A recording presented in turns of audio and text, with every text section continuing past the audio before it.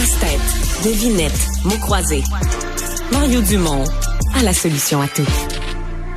Alexandre, la guerre entre Israël et le Hamas qui était sur le territoire de Gaza, bien, ce qu'on craignait s'est produit. Ça s'est déplacé maintenant entre Israël et le Hezbollah dans le sud du Liban. Et il y a eu vraiment une accélération des opérations militaires au cours des dernières heures, Mario. L'armée israélienne dit avoir ciblé plus de 300 sites du Hezbollah au Liban au cours des dernières heures. On a un dernier bilan qui est arrivé sur les fils de presse. On parle de 50 morts du côté libanais au cours des opérations pendant la nuit. Et il y a vraiment eu un crescendo. Là.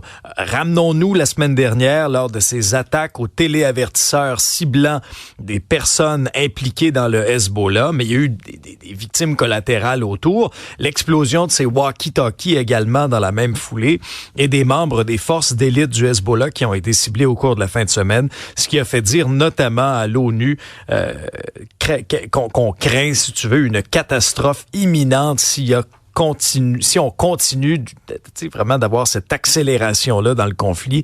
Je te mentionne également que le premier ministre Justin Trudeau, lui, est à New York pour le sommet de l'avenir de l'ONU, mais vraiment tous les dignitaires qui sont réunis à New York pour ce sommet-là sont extrêmement inquiets de la situation actuellement très explosive entre Israël et le Liban. Est-ce que Donald Trump va entonner Elvis Presley, It's now or never? Ça pourrait être un très bon jingle de campagne. On sait que Donald Trump est un maître, notamment de la vente, du marketing.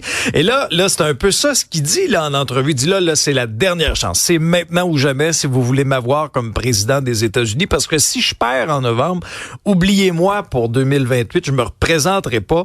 Il a déclaré ça dans une entrevue qu'il a accordée au cours de la fin de semaine. Et il a aussi, Mario, refusé de s'engager à reconnaître sans condition le résultat du scrutin en novembre. Alors Donald Trump qui continue de faire jaser.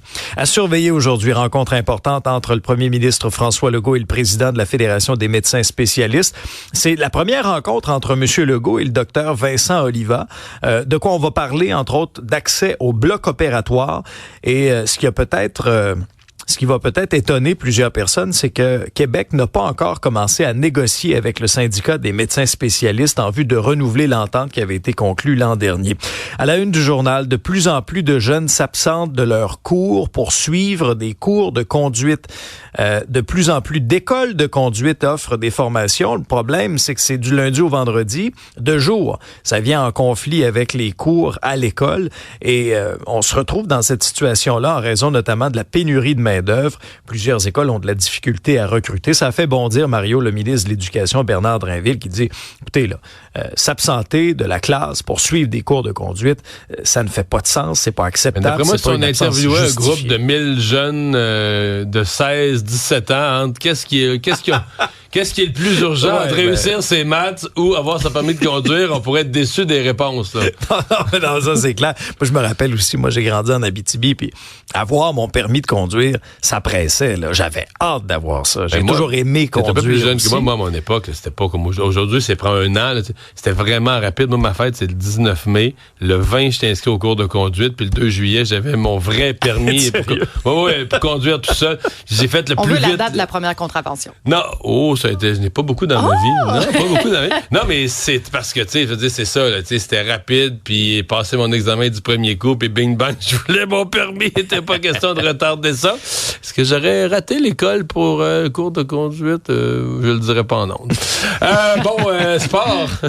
Au sport, retour sur le marathon de Montréal, une édition record. Au total, dans les différentes épreuves, 27 000 coureurs qui ont pris d'assaut les rues. Et chez les hommes, c'est Philémon Kiptanui du Kenya qui a remporté le marathon avec un temps vraiment 2h15 minutes et 9 secondes. Chez les femmes, Mélanie Desautels a signé un chrono de 2h46 minutes et 16 secondes à surveiller aujourd'hui. Premier match préparatoire du Canadien contre les Flyers de Philadelphie. Et dans la NFL, résultat des principaux duels de ce dimanche d'activité. Les Rams ont eu le dessus 27-24 contre les 49ers. 28-25 Ravens contre Cowboys.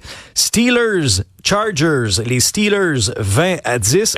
Invaincus, les Steelers. Oui, très bon début de saison. Et comme tu as eu un gros dimanche hier, Mario, je sais pas si tu as eu le temps de regarder les Eagles, mais ils ont gagné 15-12 contre les Saints.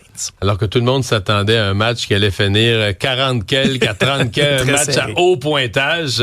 Surprise, tout le monde a misé sur la défensive, un match à bas pointage.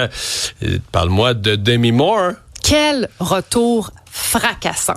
Nouvelle production cinématographique de la réalisatrice française Coralie Farja.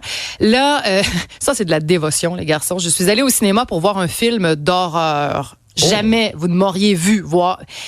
C'est un film d'horreur corporel. C'est plus... Demi-Moore joue dans un film d'horreur. C'est plus dégueu qu'épeurant. C'est hyper bien fait. Question de mettre la table. Avez-vous déjà rêvé d'une meilleure version de vous-même? Plus jeune, plus belle, plus parfaite.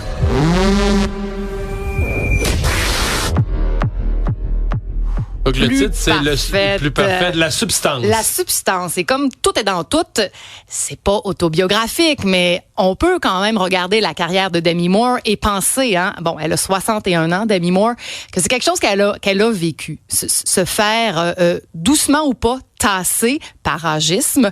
On va suivre l'histoire d'Elizabeth Sparkle. Impossible de pas faire le parallèle avec Jane Fonda, actrice oscarisée qui là anime des émissions de mise en forme. Elle va se faire remercier la date de son anniversaire, 50e anniversaire, par son patron qui s'appelle Harvey. Hasard. On peut compléter. Ouais. Alors, elle retourne à la maison et là, ça, c'est un peu obscur, mais elle va se faire proposer donc de s'injecter une substance, on l'a entendu, pour plus jeune, plus ferme, plus belle. Elle va y réfléchir pas si longtemps. Et elle va s'engager dans cette aventure-là où ça devient intéressant. C'est que cette substance va donner naissance à son double. C'est pas tant elle qui va se transformer. Il va y avoir deux Elisabeth. Elisabeth et Sue. Mais il y a un deal. Elles peuvent cohabiter. En fait, c'est plutôt du time sharing. Une semaine. Sue vit une semaine, Elisabeth vit une semaine. Il y a toujours un seul corps, là. Toujours un seul. Ouais. Deux actrices. Pas un dédoublement réel. Non, parce qu'elles peuvent pas cohabiter. Par contre, Sue, elle va commencer à aimer ça, sa vie. On sent qu'elle a de l'ambition et elle va un peu à son tour, je dirais, mettre à la porte Elisabeth. C'est vraiment, ça m'a passionnée. Oui. C'est pas un peu compliqué? Non. Non. Et si on aime l'horreur, on va être servi parce qu'en effet, on utilise tous les codes du cinéma d'horreur. Si on n'est pas capable, sachez que ce film-là a remporté la palme du meilleur scénario à Cannes. Alors, il y a une histoire. Puis si les bouts un peu plus gore, là, ça vous écœure, c'est assez facile de détourner le regard, on les voit venir. Ça dure 2h20. Demi Moore est spectaculaire, vulnérable, intéressante. C'est vraiment un film qui m'a séduit. Ça vient d'arriver dans mon cinéma. Moi, en fin de semaine, c'est dans le journal, je pense. On nous parlait des magnifiques vacances de Demi Moore à Paxos. En Grèce. J'étais jaloux. Elle a dû faire un beau cachet avec la substance. Il a permis de louer une petite villa avec vue sur la mer à Paxos. Et à la météo, qu'est-ce qu'on attend cette semaine? 17 degrés en ce moment. On va atteindre 22 aujourd'hui. La belle journée, c'est demain. Aujourd'hui, ça va être généralement nuageux. Pour le reste de la semaine, un peu tristounet. Donc, il y a de la flotte là, qui s'avance mercredi, jeudi. Pluie, nuages. Ouais. Froid, non? Entre 17 et 23, là, il faut accepter le projet. On est en automne depuis hier. Voilà. Merci. Une autre vision de l'actualité.